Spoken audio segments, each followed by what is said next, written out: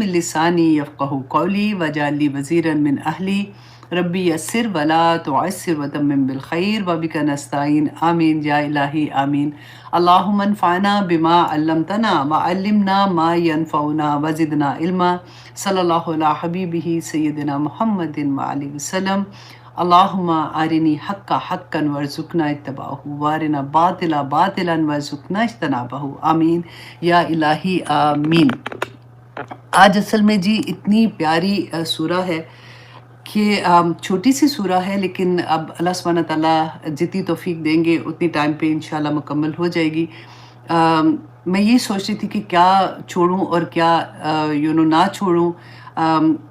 شروع میں تو یہ لگتا ہے کہ اچھا 2 ہی تو ٹاپک ہے، آرام سے ہو جائے گا، تھوڑا سے ٹائم میں ہو جائے گا، تو پھر دوسری سورہ ہمیشہ آج کل میں یہی کر رہی ہوتی ہوں، لیکن پھر مجھے لگا کہ نہیں، اس میں بہت سی چیزیں ایسی ہیں جو انشاءاللہ اللہ سبحانہ تعالیٰ سے، اسی لیے میں نے آج جو دعا کی ہے نا، اللہم آرنی حق حقا والی، کہ اللہ سبحانہ تعالیٰ حق دکھا دے، کیونکہ اتنی بڑی بات ہے کہ ہم آج انشاءاللہ قرآن پاک کی عظمت کے بارے میں، عین لیلۃ القدر کے بارے میں پڑھیں گے اور سیکھیں گے۔ اور کیونکہ رمضان تو آنے والا ہے، آنیسٹلی ایسے لگتا ہے نا کہ آلریڈی تیاری شروع ہو جاتی ہے کہ بس آنے والا ہی ہے، تو انشاءاللہ آج کوشش کریں گے کہ اس کا جتنا بھی اپنی استطاعت کے مطابق اللہ سبحانہ تعالیٰ اجازت دیں تو اس کا حق ادا کر سکیں انشاءاللہ۔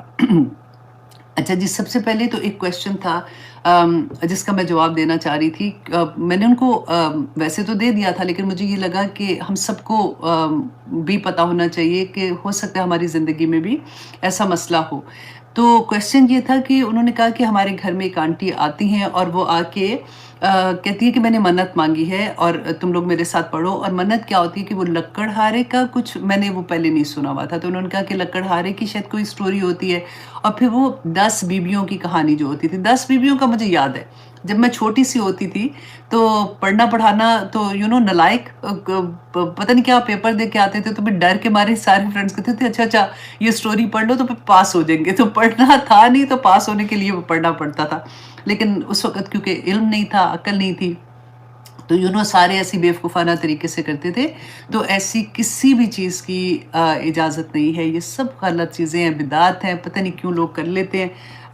لیکن آپ لوگ تو اب قرآن کے اسٹوڈنٹ ہو، تو اس لیے آپ لوگوں کو یہ پتہ ہونا چاہیے، اگر کہیں پہ بھی کوئی کرتا ہے تو آپ پلیز اس کو سمجھائیں تو انشاءاللہ۔ اچھا، دوسری بات کہ میں نے کہا تھا کہ قرآن پاک کو تجوید کے ساتھ، تجوید کے رولز کے ساتھ پڑھنے کی کلاسز کا آغاز، تو انشاءاللہ آج جیسے میں لائیو کلاس ختم کروں گی تو لنک آپ لوگوں کے ساتھ شیئر ہو جائے گا، جس میں آپ لوگوں کو انشاءاللہ ہفتے میں 2 دن کی کلاس ہے، لائیو کلاس، آپ کی ٹیچر جو ہے وہ لائیو آپ کو پڑھائیں گی، اور انشاءاللہ 1.5 سال میں، جس میں رمضان کی چھٹیاں بھی ہوتی ہیں اور دوسری بھی چھٹیاں آئیں گی، لیکن 1.5 سال تک انشاءاللہ آپ لوگ پوری تجوید کے ساتھ پہلا قاعدہ اینڈ 30th پارہ کمپلیٹ کریں گے، اور آئی ہوپ انشاءاللہ اس کے بعد آپ قرآن پاک کو اس کا حق ادا کرنے کی طرح پڑھنے کے قابل ہو جائیں گے۔ اب بہت سے لوگوں کا یہ کویسچن ہوتا ہے کہ تجوید کیا ہے۔ ابھی کل ہی مجھے ایک اسٹوڈنٹ تو نہیں تھی، میری جاننے والی تھی، ان کا میسیج آیا ہوا تھا، بچی ہے، تو اس نے کہا کہ مجھے آپ ایکسپلین کر سکتی ہیں آنٹی کہ تجوید میں اور تفسیر میں کیا فرق ہے؟ تو مجھے اتنی ہنسی آئی نا، تو میں نے اس کو، مجھے نہیں ہوتی جو تھپڑ پڑنے والی ہوتی ہے، وہ میں نے اس کو بھیجی، لیکن پھر میں نے یہ سوچا کہ نہیں پتا ہو سکتا نا، بعض دفعہ بچیوں کو اتنا نہیں پتا ہوتا، تو تجوید کے ساتھ اس لیے پڑھنا ضروری ہے کیونکہ جیسے رسول اللہ صلی اللہ علیہ وسلم کو جبرائیل علیہ السلام نے سکھایا تھا نا، اسی طرح سے رسول اللہ نے صحابہ کو سکھایا، صحابہ نے تابعین کو، تابعین نے تبع تابعین کو، اور چلتے چلتے چلتے چلتے اسی طرح ایگزیکٹلی سیم حضرت عثمان کا آپ کو یاد ہے نا کہ انہوں نے ایک قرات پہ پورے قرآن کو جمع کر دیا تھا، اور تاکہ لوگوں میں غلط طریقے سے پڑھنے کا ان کو نہ، کیونکہ اسلام اتنا پھیل جو گیا تھا اور ہر جگہ ڈفرینٹ زبان بولی جاتی ہے، جیسے ہم اردو بولنے والے ہیں تو ہم پنجابی بولتے ہیں، جیسے تو ہمارے لہجے فرق ہوتے ہیں، تو ہم قرآن پاک عربی کو بھی ہم اردو کی طرح پڑھتے ہیں، تو ہم لفظوں کو، ہم جو حروف ہے نا ان کی ادائیگی میں ہم غلطی کر جاتے ہیں۔ اب دیکھیے کہ ایک تو وہ ہے کہ چلو ہم کوشش کرتے ہیں، پڑھتے ٹھیک ہے، اللہ سبحانہ تعالیٰ انشاءاللہ قبول کرے گا، ایک یہ ہے کہ ہمیں پتہ ہے اس کے باوجود بھی ہم کوشش نہیں کرتے، یہ غلط ہے۔ دیکھیے قرآن پاک کو جب ہم تجوید کے رولز کے ساتھ پڑھتے ہیں نا، اس میں ایک سینٹنس آتا ہے لحن جلی، آپ لوگوں نے اکثر سنا ہوگا اس کے بارے میں، جب میں بات کرتی ہوں، لحن جلی جو ہے نا وہ حرام ہے، کہ آپ ایک لفظ کو، ایک حرف کو دوسرے حرف سے بدل دیں، اور پھر اس کا معنی ہی بدل جاتا ہے. تو یہ کوشش تو کرنی ہے نا. اب تو اتنی آسانی ہے، کوئی بہانہ نہیں ہے. گھر میں بیٹھے ہوئے آپ کے اپنے وقت کے مطابق آپ کو کلاس دی جاتی ہے اور جس میں آپ پریکٹس کرتے ہیں، اور انشاءاللہ آپ ٹھیک طرح سے، اسی طرح سے جیسے جبرائیل علیہ السلام نے رسول اللہ کو قرآن پڑھانا سکھایا تھا، اسی طرح سے انشاءاللہ ہم کوشش کرتے ہیں اور آ جائے گا. دیکھیں کوشش کرنی ہے، آئے نہ آئے وہ بات کی بات ہے. کیونکہ ہم لوگوں نے جب اپنے زمانے میں اپنے آنٹیوں سے جن محلوں میں پڑھا ہوا ہے، تو ہم نے تو اردو کی طرح ہی پڑھا تھا. اس کے بعد جب ہمیں پتہ چلا تو ہم نے کوشش کرنی شروع کی. تو حضرت عائشہ کی بات یاد آتی ہے کہ حضرت عائشہ رضی اللہ عنہا نے فرمایا تھا نا کہ جو اٹک اٹک کا پڑھتا ہے اس کو دگنا ثواب ملتا ہے. تو پھر کوئی بات نہیں، اٹک اٹک کے پڑھیں، زور لگا کے پڑھیں. کیونکہ ہمارے مسلس جو ہوتے ہیں نا، ماؤتھ کے مسلس جو ہوتے ہیں، ان کو عادت نہیں ہوتی ہے عین کی آواز، خوف، وہ ایسی آواز نکالنے کی عادت نہیں ہوتی ہے. تو پھر ہم پوری کوشش کر رہے ہوتے ہیں، تو اللہ سبحانہ تعالیٰ بھی تو مسکراتے ہوں گے نا ہمیں دیکھ کے کہ دیکھو ذرا یہ کیا کیا حرکتیں کر رہے ہیں. تو انشاءاللہ آج کی لائیو کلاس کے بعد آپ لوگوں کے ساتھ لنک شیئر ہو جائے گا. اس کا تھوڑا سا میں نے ہدیہ رکھا ہے. وجہ یہ ہے کہ جو ٹیچرز آپ لوگوں کو پڑھائیں گی ان کو نیٹ کا جو پیکج ہوتا ہے نا وہ بائی کرنا ہوتا ہے. تو کیونکہ ان کی بچاری 7 days a week وہ کلاسز بھی لیتی ہیں الحمدللہ، تو اس کی وجہ سے، ورنہ اس کا اجر جو ہے یہ تو انشاءاللہ قیامت کے دن اللہ سبحانہ تعالیٰ ان کو احد کے پہاڑ جتنی بڑی نیکیوں میں دکھائے گا. کیونکہ وہ قرآن پاک کی تعلیم دے رہی ہے نا. تو اللہ سبحانہ تعالیٰ قبول و منظور کرے. اور دوسری ایک اور بھی بات میں آپ سے شیئر کرنا چاہ رہی تھی کہ وہ اسٹوڈنٹ جو یہ صدقہ جاریہ کے لیے یہ کرنا چاہتے ہیں کہ وہ کسی اور اسٹوڈنٹ کو اسپانسر کر دیں. کیونکہ بہت سے اسٹوڈنٹ ایسے ہیں جو یہ بھی پے نہیں کر پاتے ہیں، اور ہم پوری کوشش کرتے ہیں کہ ان کو اکوموڈیٹ کریں.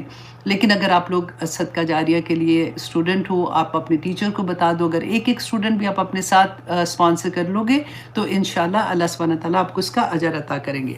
تو آئیے جناب ہم اپنی کلاس کی طرف آتے ہیں.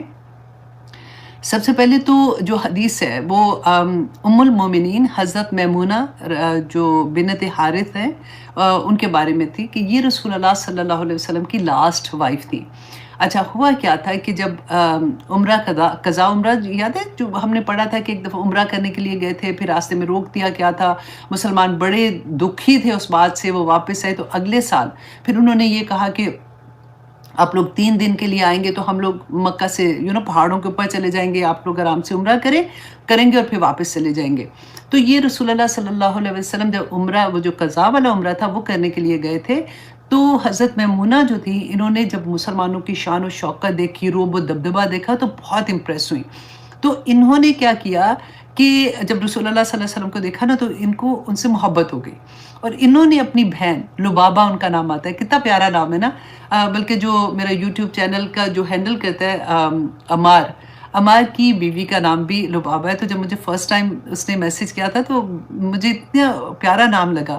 تو خیر اینی وے ان کی بیوی کا نام جو تھا ان کا نام برا تھا، تو رسول اللہ صلی اللہ علیہ وسلم نے ان کا نام چینج کر کے میمونہ رکھا تھا. تو انہوں نے اپنی بہن لبابہ سے یہ کہا، لبابہ جو تھی نا وہ رسول اللہ صلی اللہ علیہ وسلم کی چچی تھی، حضرت عباس رضی اللہ عنہ جو تھے نا ان کی وائف تھی. تو انہوں نے اپنی بہن سے کہا کہ تم میرے رشتے کی بات کرو اپنے ہسبینڈ سے، ان کو کہو کہ رسول اللہ صلی اللہ علیہ وسلم سے میرے لیے بات کرے. تو انہوں نے کہا ٹھیک ہے. حضرت لبابہ جو تھی انہوں نے اپنے ہسبینڈ سے بات کی جو رسول اللہ کے چچا تھے. تو حضرت عباس نے جب رسول اللہ کو یہ پیش کی ان کی خواہش، تو رسول اللہ نے قبول کی، اور اس طرح سے یہ لاسٹ جب عمرہ کرنے گیا نا تو اس وقت ان کا نکاح ہوا تھا. تو حضرت میمونہ رضی اللہ عنہا جو تھی یہ پھر رسول اللہ نکاح کے بعد ان کو مدینہ اپنے ساتھ لے کے آئے تھے، اور یہ دیٹ واز دا لاسٹ نکاح اور لاسٹ وائف تھی. اچھا جی، اب ان کے بارے میں حدیث جو میں بیان کرنا چاہتی ہوں کہ ایک دفعہ رسول اللہ صلی اللہ علیہ وسلم ان کے ساتھ پاس آئے، ان کی باری تھی اس دن، تو ان کے پاس آئے. تو انہوں نے کہا کہ آپ نے نوٹ کیا ہے کہ جو میری لونڈی تھی میں نے اس کو آزاد کر دیا. رسول اللہ صلی اللہ علیہ وسلم نے کہا کیا واقعی تم نے کیا ایسا؟ اور انہوں نے کہا ہاں میں نے ایسے کیا ہے. تو انہوں نے کہا کہ اگر تم یہ لونڈی جو ہے تم اپنے ماموں کو دے دیتی تو تمہیں ڈبل ثواب ہوتا. تو اس سے اب دیکھیں کہ حضرت میمونہ، 2 چیزیں میں آپ کو بتانا چاہ رہی تھی کہ حضرت میمونہ نے، رسول اللہ نے دیکھیں منع نہیں کیا تھا ان کو کہ تم نے کیوں دی یہ وہ، کیونکہ وہ ان کی اپنی ملکیت تھی، وہ لانڈی جو تھی ان کی اپنی ملکیت تھی. تو کوئی عورت بھی اپنی اون ملکیت سے جہاں بھی خرچ کرنا چاہے وہ کر سکتے ہیں. یہاں پہ رسول اللہ صلی اللہ علیہ وسلم نے اس لیے کہا کیونکہ اگر صدقہ کرنے کا تو اجر ہے ہی ہے، لیکن اگر وہ اپنے ماموں کو دیتی تو صلہ رحمی کا بھی ان کو اجر ملتا، تو ان کو دگنا ثواب مل جاتا. تو اچھا، اب یہاں پہ ایک اور مسئلہ یہ تھا کہ جس کی ملکیت ہسبینڈ کی ہوتی ہے نا، وہ بیوی اپنی مرضی سے خرچ نہیں کر سکتی ہے. ٹھیک ہے، مجھے جہاں تک یاد ہے ایک زمانے میں ہوتا تھا کہ لڑکیوں کو تانے پڑنے ہوتے تھے کہ پیک کے دیا، یہ میکیا بھر دیا، ایسے والی باتیں سنتے تھے نا. تو میکا بھر سکتی ہیں اگر ان کے پاس اپنے پیسے ہو. یہاں پہ دیکھیں رسول اللہ نے کہا اپنے ماموں کو دے دیتی تو میکے کو ہی دینا تھا نا. تو اس لیے اگر عورت کے پاس اپنے پیسے ہوتے ہیں، جیسے ہسبینڈ پاکٹ منی دیتے ہیں تو وہ ان کے اپنی اون پیسے ہوتے ہیں، ان میں سے اگر وہ کسی کو بھی دیتی ہیں تو ہسبینڈ کی اجازت لینے کی ضرورت نہیں ہے. ٹھیک ہے، اور اگر وہ ہسبینڈ کے پیسے ہیں ڈیفینیٹلی اور انہوں نے بیوی کے ساتھ رکھوائے ہیں یا اکٹھا اکاؤنٹ ہے اس کو پتہ ہے، لیکن وہ ہسبینڈ کی اجازت کے بغیر وہ پیسہ خرچ نہیں کر سکتی ہیں. تو یہ والی بات ہے. اچھا جی، اب ہم انشاءاللہ آتے ہیں اپنی کلاس کی طرف. اعوذ باللہ من الشیطان الرجیم، بسم اللہ الرحمن الرحیم، سورۃ القدر.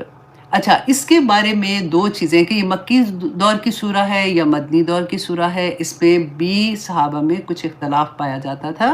تو جو مفسرین ہیں، پھر یاد رکھیے گا اختلاف تھا، مخالفت نہیں تھی. اختلاف نا سینہ اتنا بڑا ہو جاتا ہے. اختلاف جہاں پہ آئے گا وہاں پہ ہمیں آپشنز مل جاتی ہیں، دین میں وسعت آ جاتی ہے. مخالفت نہیں ہونی چاہیے. یہ بس ایک چیز ہے جس کو آپ نے اپنے سر کے اندر ڈال دینا ہے. جب کوئی مسئلہ آتا ہے پھر اس پہ آتا ہے کہ یہ فقہ نے یہ کہا، یہ فقہ نے یہ کہا، ایسا نہیں ہے. ان کے ڈیفرنٹ ہے اوپینین، لیکن ان کو اسی احترام سے لینا ہے، مخالفت نہیں کرنی ہے. اختلاف ہر جگہ پہ ہے. ٹھیک ہے جی. اب یہاں پہ ہم دیکھیں گے کہ اللہ سبحانہ تعالیٰ نے فرمایا کہ انا، کہ بے شک ہم، انزلناہ، کہ ہم نے نازل کیا اس کو.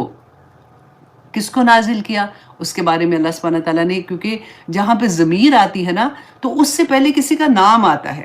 فار ایگزامپل اگر میں کہوں کہ اروبا آئی تھی اور اس کے بعد میں کہوں اروبا آئی تھی، وہ یہاں پہ بیٹھی، اس نے یہ کیا، اس نے یہ کھایا، تو یہ کلام کی خوبصورتی ہوتی ہے. اگر میں یہ کہوں اروبا آئی تھی، اروبا بیٹھی، اروبا چلی گئی، تو عجیب سی بات لگتی ہے نا. تو ضمیر جب استعمال ہوتی ہے تو وہ اس کو ضمیر کہتے ہیں. اچھا، یہاں پر تو اللہ سبحانہ تعالیٰ نے یہ نہیں کہا کہ انا انزلنا القرآن فی لیلۃ القدر، کہ ہم نے قرآن کو لیلۃ القدر میں نازل کیا، تو ہو کی ضمیر آئی ہے جبکہ پہلے قرآن کا ذکر نہیں ہے. تو مفسرین نے اتنی خوبصورت بات بتائی کہ دیکھیں وہ چیز، وہ واقعہ، وہ بات جو مشہور ہوتی ہے تو اس کے بارے میں اکثر ضمیر ہی استعمال ہوتی ہے. کیسے؟ جیسے فار ایگزامپل اب رمضان کا مہینے میں ہم لوگ رات جاگنے والی، چلے 27ویں کی بات کر لیتے ہیں. 27ویں رات ہے، ہم ساری فرینڈز کو پتہ ہے کہ 27ویں رات کو ہم نے جاگنا ہے. تو میں اپنی کسی دوست کو فون کروں گی تو میں کیا کہوں گی کہ آج رات جاگنے کی ہے نا. تو وہ یہ نہیں پوچھے گی کہ کیوں، کیا ہے، لیلۃ القدر کی وجہ سے، یا بس رات جاگنے کی، مطلب وہاں پہ ضمیر استعمال ہوگی نا کہ آج رات جاگ رہی ہو نا، ایسے والی بات ہے. تو یہاں پر کیا تھا کہ اس وقت کیونکہ قرآن نازل ہو رہا تھا تو ہر ایک کے دل میں، ہر ایک کے ذہن میں یہ بات ثابت تھی کہ نازل کیا چیز ہو رہی ہے. تو اچھا، دوسرا یہاں پہ دیکھیے کہ اللہ سبحانہ تعالیٰ نے اتنا یقیناً سرٹنلی انا انزلناہ، ہم نے نازل کیا اس کو. کیونکہ مشرکین مکہ جو تھے وہ رسول اللہ صلی اللہ علیہ وسلم سے یہ بار بار کہتے تھے نا کہ یہ قرآن خود سے اس نے گھڑ لیا ہے، خود ہی سے اپنی پاس سے بنا لیا، جس میں اللہ سبحانہ تعالیٰ نے قرآن پاک میں بار بار کہا کہ اگر تمہیں لگتا ہے کہ یہ انسان کا کلام ہے تو لے آؤ کوئی. آخر میں کہا کہ چلو ایک آیا ہی اٹھا کے لے آؤ تاکہ پتہ چلے کہ انسان کا کلام ہے کہ نہیں ہے. اسی چیز کو اللہ سبحانہ تعالیٰ نے یہاں پہ بیان کیا کہ ہم نے نازل کیا ہے، یہ رسول اللہ صلی اللہ علیہ وسلم نے اپنے پاس سے نہیں گھڑا ہے. اچھا، اب یہاں پہ ایک اور چیز دیکھیے، انزلنا، جو گرامر کے اسٹوڈنٹ ہے نا وہ بہت انجوائے کریں گے اس کو. دیکھیے، آپ دیکھیے نزلہ اور انزلنا روٹ ورڈ سیم ہے، نون زال لام، ٹھیک ہے. لیکن جب ہم نون زال لام کو باب فعال میں لاتے ہیں نا تو اس کا مطلب ہوتا ہے کہ ایک یک بارگی نازل ہونا کسی چیز کا، ٹھیک ہے. اور نزلہ جب ہم باب تفعیل میں لے کے جاتے ہیں اسی روٹ ورڈ کو تو اس کا مطلب ہوتا ہے کہ آہستہ آہستہ تدریجاً نازل ہونا، ٹھیک ہے. اب یہاں پہ آیا کہ اللہ سبحانہ تعالیٰ نے فرمایا انا انزلنا، کہ ہم نے نازل کیا، تو یک بارگی نازل ہوا کس کو، اس قرآن کو، فی لیلۃ القدر، لیلۃ القدر میں. تو یک بارگی کے بارے میں پھر 2 رائے آتی ہیں، مفسرین بیان کرتے ہیں کہ قرآن پاک جو تھا وہ بیت المعمور میں تھا، اور اس لیلۃ القدر، اس رات میں اللہ سبحانہ تعالیٰ نے اس کو آسمان دنیا جس کو بیت العزہ کہتے ہیں نا، ادھر اللہ سبحانہ تعالیٰ نے یک بارگی نازل کیا، اینڈ دین وہاں سے جبرائیل علیہ السلام اللہ سبحانہ تعالیٰ کے حکم سے 23 سال میں رسول اللہ صلی اللہ علیہ وسلم پر نازل فرماتے رہے۔ اچھا، سیکنڈ یہ تھا کہ اس رات میں اللہ سبحانہ تعالیٰ نے جتنے حاملین وحی فرشتے تھے نا، ان کو یہ قرآن پاک دے دیا تھا۔ اب پھر اللہ سبحانہ تعالیٰ نے جب بھی جس وقت یہ نازل کرنا تھا، 23 سال کے جو وقفہ عرصہ تھا، 23 سال میں اللہ سبحانہ تعالیٰ جب اجازت دیتے تھے تو جبرائیل علیہ السلام رسول اللہ پہ نازل کرتے تھے۔ اچھا، یہ 2 طرح سے بات ہے، ٹھیک ہے۔ تو اب یہاں پہ ہم یہ دیکھیں کہ انا انزلناہ فی لیلۃ القدر۔ اب یہاں پہ یہ نہیں بتایا کہ لیلۃ القدر کدھر ہے، کون سے دن ہے، سال کے کون سے مہینے میں آئے گی، کون سے دن آئے گی، کون سی ٹائم پہ آئے گی، کچھ نہیں بیان کیا۔ تو صحابہ کو ایک شوق بھی ہوتا ہے کہ یہ مطلب اللہ سبحانہ تعالیٰ نے کہا ہے کہ ہم نے اس کو لیلۃ القدر میں نازل کیا، اور آگے اللہ سبحانہ تعالیٰ نے فرمایا وما ادراک ما لیلۃ القدر، تمہیں کیا معلوم کہ یہ رات کیا ہے۔ تو اس کی فضیلت کے حساب سے بھی تو جب یہ ہوا تو اب اس کی دلیل کہاں ملے گی کہ اللہ سبحانہ تعالیٰ نے سورۃ البقرہ کی آیہ نمبر 185 میں فرمایا کہ شہر رمضان الذی انزل فیہ القرآن، کہ رمضان کا مہینہ وہ ہے جس میں اللہ سبحانہ تعالیٰ نے انزل فیہ القرآن، جس میں قرآن کو نازل کیا گیا۔ اور اس کے علاوہ آپ دیکھیں سورہ دخان کی آیہ نمبر 3 میں اللہ سبحانہ تعالیٰ نے فرمایا انا انزلناہ فی لیلۃ مبارکہ، کہ ہم نے اس کو لیلۃ المبارکہ، مبارک برکت والی رات میں نازل کیا۔ اب یہ وہ رات نہیں ہے جس کو ہم کہتے ہیں نا کہ وہ کون سی رات کو یہ پڑھتے ہیں 15 شعبان میں، وہ ادھر لے جاتے ہیں۔ اب دیکھیں قرآن بینہ بیان کر رہا ہے، بالکل واضح طور پہ بیان کر رہا ہے۔ کیسے بیان کر رہا ہے؟ کیونکہ آگے اسی سورہ میں آئے گا نا کہ اس رات کو اللہ سبحانہ تعالیٰ ہر فیصلہ کرتے ہیں، انشاءاللہ وہاں پہ بتاؤں گی۔ اس کی دلیل بھی آپ دیکھیں سورہ دخان میں ہے، اللہ سبحانہ تعالیٰ فرماتے ہیں فیہا یفرق کل امر حکیم، کہ اس رات میں ہر معاملے کا حکیمانہ فیصلہ صادر کر دیا جاتا ہے۔ تو پھر بھی لوگوں کو یہ کہاں سے غلط فہمی ہوتی ہے کہ یہ 15 شعبان ہے اور اس میں وہ قبرستان جائیں گے اور پتہ نہیں کیا کیا کرتے ہیں، اللہ معاف کرے۔ لیکن اب یہاں پہ ایک اور چیز میں آپ کو بتانا چاہ رہی تھی کہ یہ جو اچھا اللہ سبحانہ تعالیٰ نے کہا کہ یہ قدر والی رات ہے۔ قدر کی رات 2 طرح سے، ہم اردو میں نہیں کہتے کہ جیسے قدر و منزلت، کہ بڑی برکت والی، بڑی قدر والی، بڑی عزت والی رات، ایک تو وہ سمجھ آتی ہے۔ دوسرا کیا ہے کہ اس رات کو اللہ سبحانہ تعالیٰ تقدیر کے جو فیصلے ہوتے ہیں نا، کس نے زندہ ہونا ہے، کس نے اس دنیا میں آنا ہے، کب آنا ہے، کب اس کی موت آئے گی، اس کا رزق کیا ہے، وہ نیک ہوگا بد ہوگا، سب کچھ پورے سال کے فیصلے اس ایک رات میں ہو جاتے ہیں۔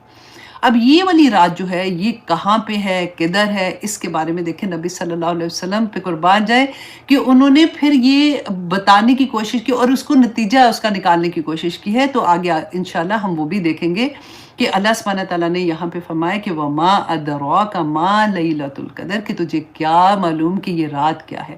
لیلۃ القدر، کہ رات جو قدر والی رات ہے، خیر من الف شہر، کہ 1000 مہینوں سے اس کو یہ زیادہ بہتر ہے، نہ صرف 1000 مہینوں جیسی، اس سے بھی زیادہ بہتر ہے۔ دیکھیں مفسرین نے تو پھر اتنی محنت کی ہے نا ایک ایک لفظ پہ قرآن پاک کے، انہوں نے کہا کہ اگر اس کو سالوں پہ ڈیوائیڈ کیا جائے نا تو اس ایک رات کی عبادت 83 ایئرز کی عبادت کے برابر ہے، اور اگر اس کو راتوں پہ ڈیوائیڈ کیا جائے تو 30,000 راتوں کی عبادت یہ اس ایک رات میں اتنا اجر ہے۔ اور اگر اس کو گھنٹوں پہ ڈیوائیڈ کیا جائے، اگر کم سے کم بھی آپ سوچ لیں 10 گھنٹے، کبھی سردیوں میں چھوٹی بھی راتیں ہوتی ہیں، کبھی گرمیوں میں بڑی بھی ہوتی ہیں، تو اگر 10 گھنٹوں پہ ڈیوائیڈ کیا جائے تو ہر گھنٹے کی عبادت 8 سال کی عبادت کے برابر ہو جاتی ہے۔ اللہ اکبر، اللہ سبحانہ تعالیٰ دیکھیے اتنے بڑے بڑے کرم ہیں۔ تو اب اس کے بارے میں کہ یہ رات ایکچولی کون سی رات ہے، 40 ڈیفرنٹ احادیث آتی ہیں کہ صحابہ نے دیکھے کیا کیا۔ اب میں کچھ احادیث آپ کے سامنے رکھتی ہوں کیونکہ میں نہیں چاہ رہی تھی کہ میں اس ٹاپک کو جسٹ ایسے ہی چھوڑ کے آگے نکل جاؤں، کیونکہ حدیث ہمارے پاس ہے، ہم سب کو پتہ ہے کہ رسول اللہ صلی اللہ علیہ وسلم نے فرمایا تھا کہ آخری جو 10 راتیں ہیں اس کی طاق راتوں میں تم لیلۃ القدر کو تلاش کرو، اور کیونکہ یہ اتنی بڑی رات ہے تو ہم نہیں چاہتے کہ اس رات کو پورے سال کے فیصلے ہونے ہیں میری زندگی کے، تو میں اس کو ایسے ہی چھوڑ دوں کہ چلو ٹھیک ہے کہ نہیں ہے تو میں دیکھ لیتی ہوں، تو یہ والی رات کر لوں یا یہ والی رات نہ کروں۔ تو اس میں صحابہ نے کیا بیان کیا تھا، اور رسول اللہ صلی اللہ علیہ وسلم کے ڈیفرنٹ جو اقوال ہیں ان میں سے ہم دیکھتے ہیں 40 میں سے میں نے تھوڑے سے اٹھائے ہیں تاکہ آپ لوگوں کو تھوڑی سی سمجھ آ جائے۔ دیکھیے علماء کی اکثریت یہ رائے رکھتی ہے کہ رمضان کی آخری 10 تاریخوں میں سے کوئی ایک طاق رات ہے۔ اچھا، ان میں سے اب یہ بھی دیکھیے کہ ان میں سے زیادہ تر کی رائے یہ ہے کہ یہ 27ویں رات ہے۔ اب وہ کیسے ہے تو اس کو بھی ہم ذرا دیکھ لیتے ہیں کہ حضرت ابو ہریرہ رضی اللہ عنہ بیان کرتے ہیں، یہ ابو داؤد کی حدیث ہے کہ وہ بیان کرتے ہیں کہ رسول اللہ صلی اللہ علیہ وسلم نے فرمایا کہ لیلۃ القدر کے بارے میں کہ یہ 27ویں اور 29ویں رات ہے۔ کبھی 27ویں رات ہو سکتی ہے اور 29ویں میں ہو سکتی ہے۔ اور ایک اور حدیث میں جو مسند احمد میں ہے، ابو ہریرہ رضی اللہ عنہ بیان کرتے ہیں کہ رمضان کی آخری رات میں لیلۃ القدر ہے۔ اب آخری رات جو بھی ہوگی وہ اب دیکھیں آخری رات بھی لیلۃ القدر ہو سکتی ہے، تو ہم لوگ کیا کرتے ہیں، جیسے ہی آخری رات اناؤنس ہو جاتی ہے کہ کل روزہ نہیں ہے تو ہم چاند رات منانے چلے جاتے ہیں۔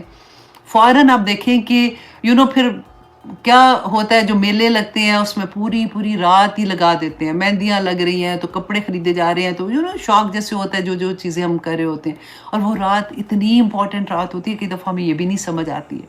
اچھا، اس کے علاوہ مسلم، ابو داؤد، نسائی اور ابن حبان اس میں آتا ہے کہ حضرت ابی بن کعب سے شب قدر کے بارے میں پوچھا گیا تو انہوں نے حلفاً کہا اور استثناء بھی نہیں کیا، اور انہوں نے کہا کہ یہ 27ویں رات ہے، رائٹ۔ اچھا، اب ایک حدیث آتی ہے ابن ابی شیبہ میں کہ حضرت ابو ذر سے اس کے بارے میں دریافت کیا گیا تو انہوں نے کہا کہ حضرت عمر، حضرت حذیفہ اور اصحاب رسول صلی اللہ علیہ وسلم سے بہت سے لوگ، اس میں کوئی ان کو شک نہیں تھا کہ وہ رمضان کی 27ویں رات ہے۔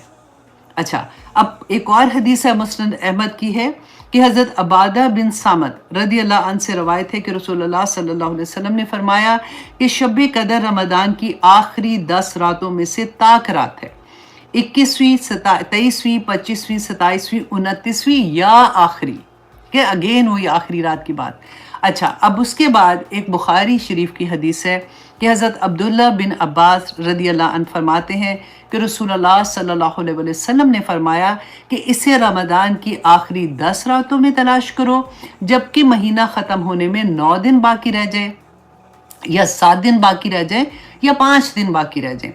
اکثر اہل علم والوں کا انہوں نے اس سے یہ مطلب لیا ہے کہ رسول اللہ صلی اللہ علیہ وسلم کی اس سے مراد کیا تھی، طاق راتیں مراد تھی۔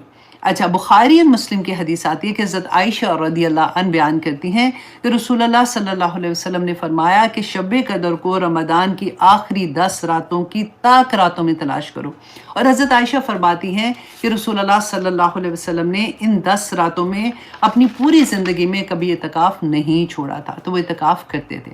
اچھا، اب یہاں پہ ہم یہ بھی دیکھیں کہ اس کی فضیلت کے بارے میں تھوڑا سا دیکھ لیتے ہیں کہ بہت سی چیزیں ایسی ہیں جو قرآن پاک میں اللہ سبحانہ تعالیٰ نے فضیلت کی جگہ رکھی ہے، اور بہت سی احادیث ایسی ہیں جس میں رسول اللہ صلی اللہ علیہ وسلم سے ثابت ہے، کیونکہ ہم یہ دیکھ رہے ہیں نا کہ یہ ایک رات کی اتنی فضیلت ہے، تو یہ ایک رات ہی کی نہیں ہے، اللہ سبحانہ تعالیٰ نے مسلمانوں کو بہت بہت اجر دیے ہوئے ہیں۔ دیکھیے خانہ کعبہ میں اگر آپ حرم میں نماز پڑھتے ہیں تو رسول اللہ صلی اللہ علیہ وسلم نے فرمایا تھا کہ 1,00,000 نماز پڑھنے کا اجر ہے ایک نماز میں، اور جب اگر مسجد نبوی میں ہم نماز پڑھتے ہیں تو اس کا 1,000، اور اگر ہم مسجد اقصیٰ میں نماز پڑھتے ہیں تو وہاں پہ 500 نمازوں کا ثواب ملتا ہے۔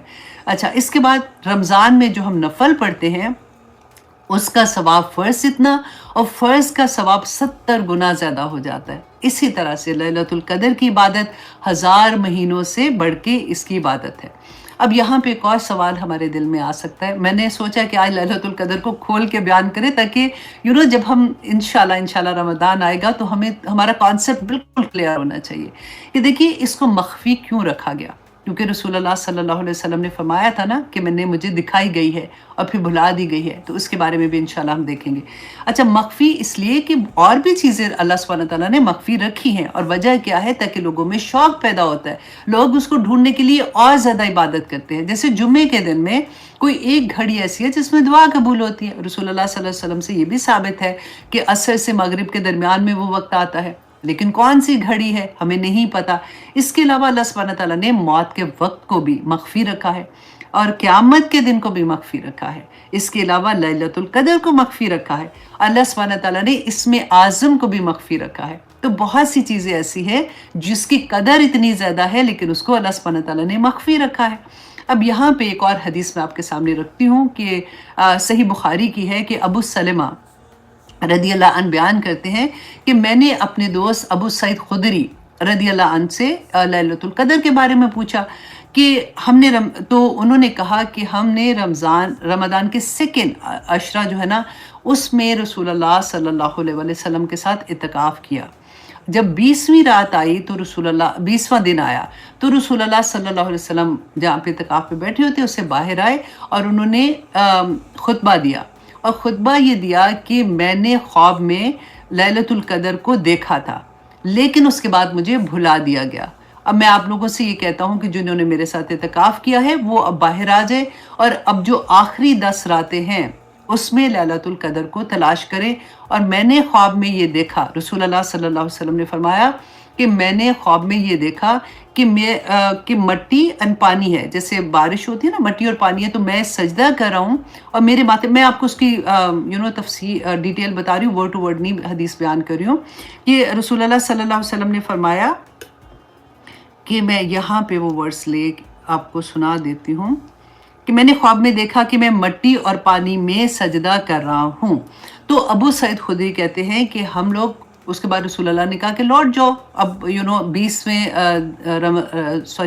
روزے میں جب وہ باہر آئے، تو کہتے ہیں کہ اس وقت کوئی بادل نہیں تھا، کوئی کچھ نہیں تھا، ہم لوگ جیسے ہی اپنے گھروں کی طرف جا رہے تھے، واپس شام کو نماز پڑھنے رات کی آئے تو کہتے ہیں کہ بادل کا پورے آسمان پہ بادل تھے، اور پھر بارش ہونے لگی اور مسجد نبوی میں پانی آنا شروع کیا، کیونکہ وہ چھتیں ایسی تھی نا، وہ تو اس کے ساتھ جو کھجور کے وہ تنے ہوتے تھے اس سے بنی ہوتی تھی۔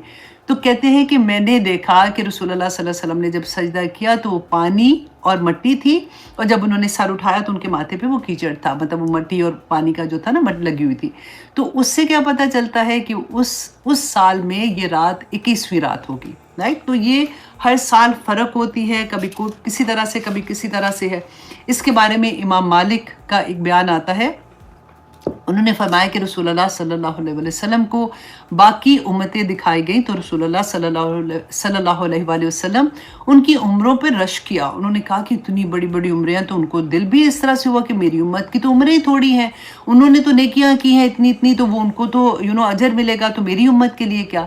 تو اللہ سبحانہ تعالیٰ نے رسول اللہ صلی اللہ علیہ وسلم کی امت کو یہ تحفہ دیا لیلۃ القدر کا۔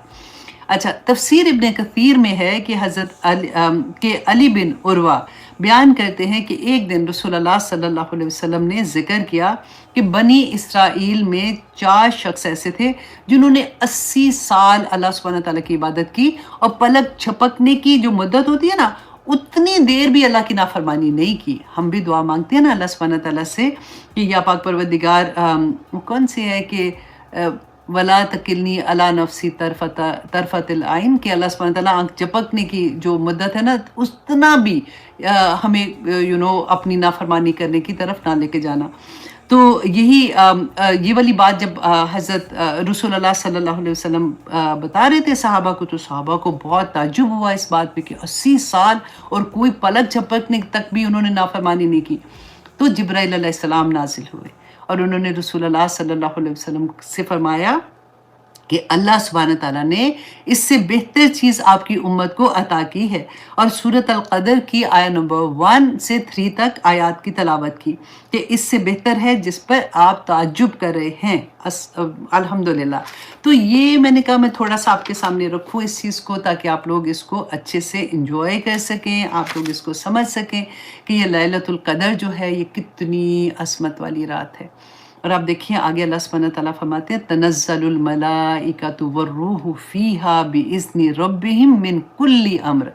اب تنزل یہ وہی باب ہے، باب تفعیل سے ہے نا، نزلہ کہتے ہیں کہ آہستہ آہستہ آہستہ مسلسل نازل ہونا کسی چیز کا، تو اس رات کو مسلسل فرشتے نازل ہوتے رہتے ہیں، اور کس کے اذن سے؟ اللہ کے اذن سے۔ وہ آلریڈی جیسے وہ انتظار ہی کر رہے ہوتے ہیں۔ اذن اللہ کا حکم نہیں ہے، اجازت ہے۔ اللہ سبحانہ تعالیٰ ان کو اجازت دیتے ہیں کہ تم اتر جاؤ، اور وہ صبح تک ہر امر، ہر فیصلہ لے کر اس رات کو اترتے ہیں جو پورے سال ہمارے ساتھ ہونا ہوتا ہے۔ تو اس رات تو میں کہتی ہوں کہ زبان ہماری تھک جائے، لیکن اللہ سبحانہ تعالیٰ کے آگے بس مانگتے ہی رہیں کہ یا پاک پروردگار سلامتی والا سال رکھنا، ایک ایک لمحہ سلامتی والا رکھنا، آمین ثم آمین۔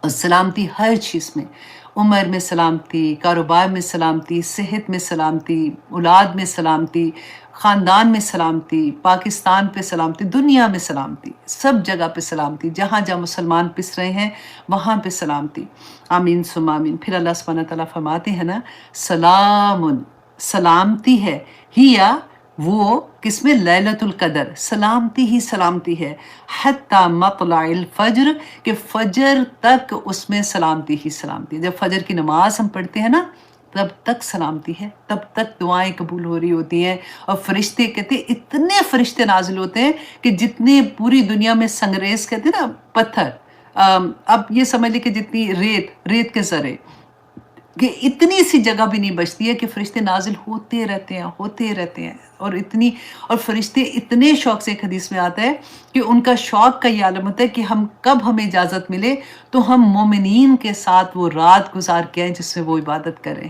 یہ کون لوگ ہیں جن کو اتنی بڑی رات عطا کی گئی؟ انسان کی دیکھیں، جب وہ مومن بن جاتا ہے، اللہ کا بندہ بنتا ہے، تو اس کی شان تو آپ دیکھیں نا۔ اب یہاں پہ سوچنے کی بات یہ ہے کہ یہ قرآن پاک جس رات میں نازل ہوا اس کی اتنی فضیلت، آج میرے اور آپ کے ہاتھ میں یہی قرآن پاک ہے نا، یہی ہمارا حاضر امام ہے، یہی ہمیں بتائے گا کہ ہماری دنیا میں ہم نے کامیابیاں کیسے لینی ہے اور ہم نے آخرت میں کامیابیاں کیسے لینی ہے۔ اس قرآن کے ساتھ جو وقت گزارا جاتا ہے وہ اللہ سبحانہ تعالیٰ کو اتنا محبوب ہوتا ہے۔ اللہ سبحانہ تعالیٰ فرماتے ہیں نا کہ قرآن پاک، رسول اللہ صلی اللہ علیہ وسلم نے فرمایا تھا خیرکم من تعلم القرآن وعلمہ، میری فیورٹ ترین، میں بار بار اس کو پڑھتی ہوں اور آپ لوگوں کو بھی سناتی جاتی ہوں کہ تم میں سے بہترین انسان وہ ہیں، بہترین لوگ وہ ہیں جو قرآن سیکھتے اور سکھاتے ہیں۔ تو الحمدللہ میرے تمام سٹوڈنٹ اور تمام ٹیچرز، آپ لوگوں کو مبارک ہو۔ دیکھیے اللہ سبحانہ تعالیٰ کے چنے ہوئے لوگ ہیں آپ لوگ، کہ ایسی تو نہیں ہوتا، جب ہمیں ایسی خوشخبریاں ملتی ہیں تو دل کو اتنا سکون ملتا ہے، کیونکہ اللہ، مسلم کی حدیث ہے کہ قرآن مجید سیکھنے والوں کے لیے اللہ سبحانہ تعالیٰ فرماتے ہیں کہ جو شخص نکلتا ہے نا قرآن سیکھنے کے لیے، اپنا وقت لگاتا ہے، تو وہ جنت کے راستے پر چل رہا ہوتا ہے۔ جنت کے راستے پہ کیسے چلتا ہے؟ کہ وہ کوئی غلط کام پھر اس سے ہوتا ہی نہیں ہے۔ وہ اللہ سبحانہ تعالیٰ جنت میں تبھی جائیں گے نا جب ہم نیکی کریں گے، تو اللہ سبحانہ تعالیٰ اس کے لیے نیکیاں کرنا آسان کر دیتے ہیں۔ وہ تو قرآن سیکھ رہا ہے، قرآن پڑھ رہا ہے، ادھر سے کام کیا ہو رہا ہے کہ وہ خود ہی سے اللہ سبحانہ تعالیٰ وہ راستے اس کے لیے آسان کر دیتے ہیں۔ پھر ابن ماجہ میں ہے کہ قرآن مجید پڑھنے والا اور پڑھانے والے اللہ والے نہیں ہیں تو اور کون ہے، اور اس کے اللہ سبحانہ تعالیٰ کے چنے ہوئے بندے ہیں اللہ والے، الحمدللہ۔ ابن ماجہ میں ہے کہ قرآن مجید کا علم سیکھنے والوں کے لیے زمین اور آسمان کی ہر چیز، حتیٰ کہ پانی کے اندر مچھلیاں بھی دعائے خیر کرتی ہیں۔ آپ نے کبھی دیکھیں، ہمیں پتہ ہی نہیں ہوتا نا کہ ہم کہاں سے نیکیاں سمیٹ رہے ہوتے ہیں، کہ کہاں مچھلیاں، کہاں پہ ایک جگہ پہ ایک اور حدیث میں آتا ہے نا کہ چونٹی اپنے بلوں میں، اور سب زمین و آسمان میں جتنی مخلوق ہے وہ جو اللہ سبحانہ تعالیٰ کا کلام سیکھ رہے ہوتے ہیں نا، ان کے لیے دعائیں خیر کرتی ہے جس جگہ پہ اللہ سبحانہ تعالیٰ کا ذکر ہوتا ہے۔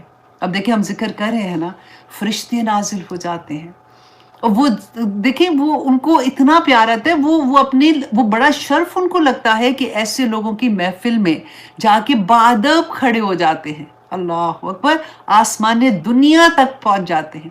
اللہ سبحانہ تعالیٰ پوچھتے ہیں کہ میرا بندہ کیا کر رہا تھا۔ یہ بہت خوبصورت حدیث ہے، میں نے آپ کو بہت دفعہ سنائی ہے۔ دیکھیے کہ بخاری کی حدیث ہے کہ قرآن مجید کی بکثرت تلاوت کرنے والے لوگ قابل رشک ہوتے ہیں۔ مسلم کی حدیث ہے کہ قرآن مجید کی بکثرت تلاوت کرنے والا क़यामत के रोज़ मुकर्रब फरिश्तों में, सुभान अल्लाह, करामिम बारह पढ़ा है ना आयत 30 पारे में, कि जो अल्लाह सुब्हानहू व तआला के मुकर्रब फरिश्ते, हामिलीन अर्श, अर्श को उठाने वाले अल्लाह के मुकर्रब फरिश्ते उसकी लाइन में होंगे, जो कुरान पाक की बकसरत तलावत करते हैं।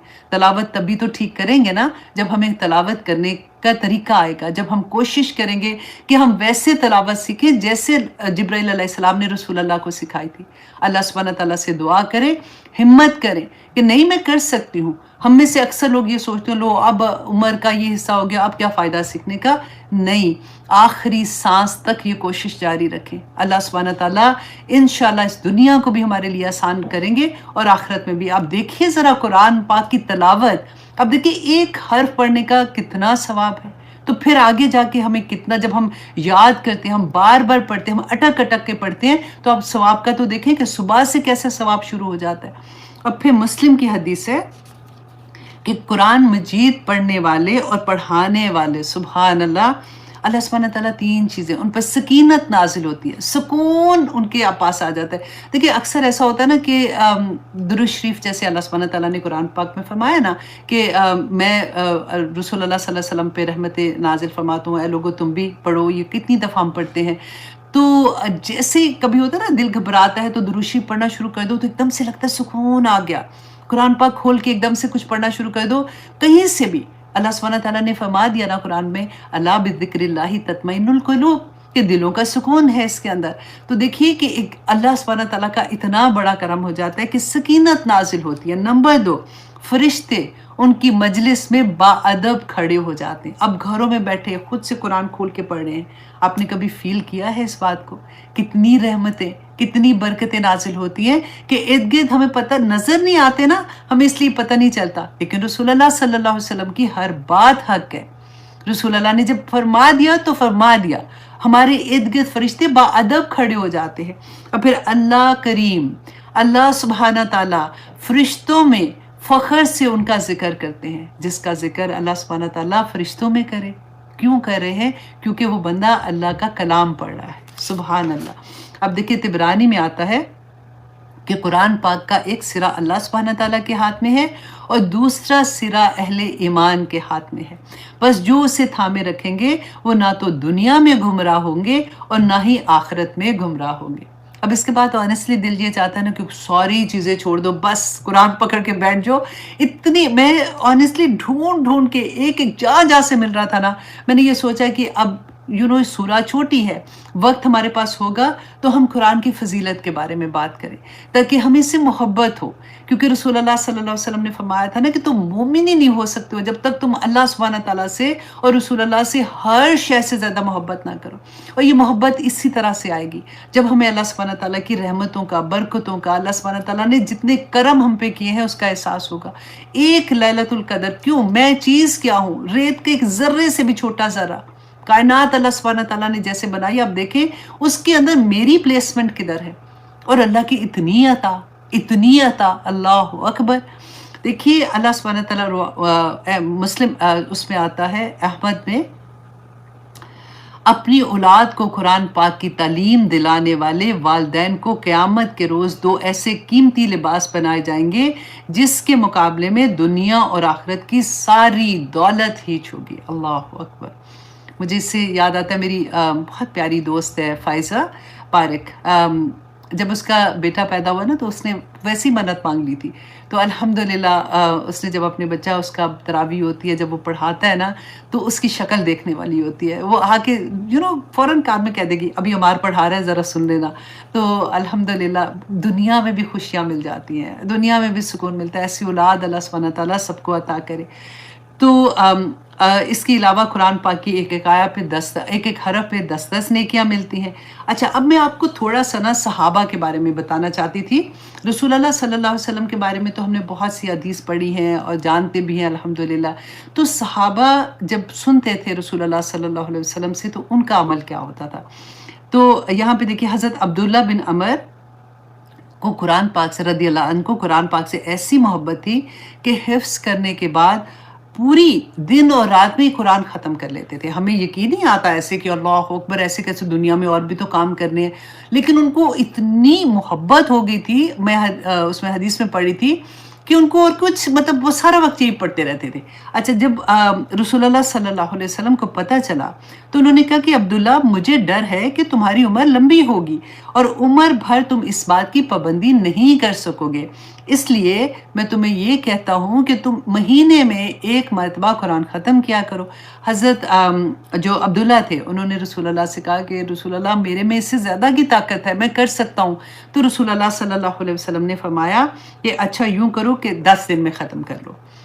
پھر کہنے لگے کہ یا رسول اللہ، میرے پاس اس سے زیادہ طاقت ہے، میں زیادہ پڑھ سکتا ہوں. تو رسول اللہ صلی اللہ علیہ وسلم نے کہا اچھا پھر 7 ڈیز میں ختم کر لو. انہوں نے کہا نہیں، میں اس سے بھی زیادہ کر سکتا ہوں. تو رسول اللہ نے کہا کہ نہیں، 7 ڈیز میں تم اس کو ختم کر لو. تو اتنا ہی ہے، کیونکہ پوری زندگی پھر اس پہ تم قائم رہو گے. آپ دیکھیے کہ ان کی محبت کہ کس طرح سے وہ پڑھتے تھے، کیونکہ حافظ بھی تھے. اچھا، حضرت اکرمہ رضی اللہ عنہ ایمان لانے کے بعد دن رات قرآن کی تلاوت کرتے رہتے تھے. اور پھر پتہ کیا کرتے تھے؟ اب میں سے اکثر نے یہ کیا ہوگا، یہ تو مجھے پکا پتا ہے کہ پھر وہ کیا کرتے تھے، قرآن پاک کو اپنے منہ پہ رکھتے تھے، اپنے چہرے پہ لگاتے تھے، بار بار اپنے سینے پہ لگاتے تھے، اور پھر کہتے تھے کہ میرے رب کا کلام، میرے رب کی کتاب، اور پھر خشیت الہی سے رونا شروع ہو جاتے تھے. تو یہ تو اکثر ایسے ہوتا ہے جب قرآن پاک ہماری زندگیوں میں کھلتا ہے تو ہمیں ایسی ہی محبت ہو جاتی ہے. حضرت اسید رضی اللہ عنہ بیان کرتے ہیں ان کا کہ قرآن پاک کی تلاوت سن کر ایمان لے کے آئے تھے یہ. تو قرآن پاک کے ایسے شدائی کے ایمان لانے کے بعد قرآن ہی کے ہو کر رہ گئے. دوسرے لوگ جب رات کو نیند کی آغوش میں چلے جاتے تو یہ قرآن کھول کے تلاوت کرنا شروع ہو جاتے تھے. ان کی آواز بھی بہت پیاری تھی. تو کہتے کہ ایک رات وہ قرآن پاک کی تلاوت کر رہے تھے کہ دیکھا کہ آسمان سے روشن قندیلیں ان کو نظر آئیں کہ ٹورڈ ان کی آ رہی ہیں. تو انہوں نے ڈر گئے. انہوں نے اس کے بعد اور پھر ایک اور حدیث میں آتا ہے ان کا چھوٹا بیبی تھا، وہ ان کے ساتھ مطلب پاس ہی لیٹا ہوا تھا، اور ساتھ ان کا گھوڑا جو تھا وہ بندھا ہوا تھا. تو جیسے قندیلیں پاس آنے شروع ہوئی تو گھوڑا بدک گیا، مطلب زیادہ پاؤں اٹھا کے جیسے مارتے ہیں نا.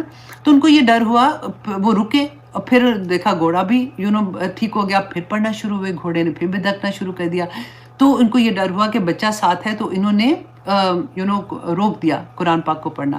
صبح جب یہ رسول اللہ صلی اللہ علیہ وسلم کے پاس گئے اور ان کو جا کے انہوں نے بتایا کہ میں نے تو ایسے دیکھا تھا رات کو، یہ واقعہ ہوا تھا کہ میں نے روک دیا.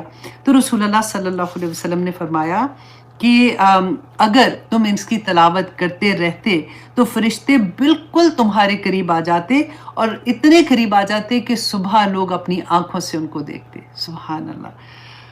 حضرت عبادہ بن بشیر اور عمار بن یاسر، ان کی بھی ذرا آپ سنیے کہ رسول اللہ صلی اللہ علیہ وسلم غزوہ جو تھا نا ذات الرقاع، اس سے واپس آ رہے تھے تو ایک پہاڑی کے دامن میں پڑاؤ ڈالا. تو رسول اللہ صلی اللہ علیہ وسلم نے فرمایا کہ آپ میں سے کون ہے جو آج کی رات میں پہرا دے گا؟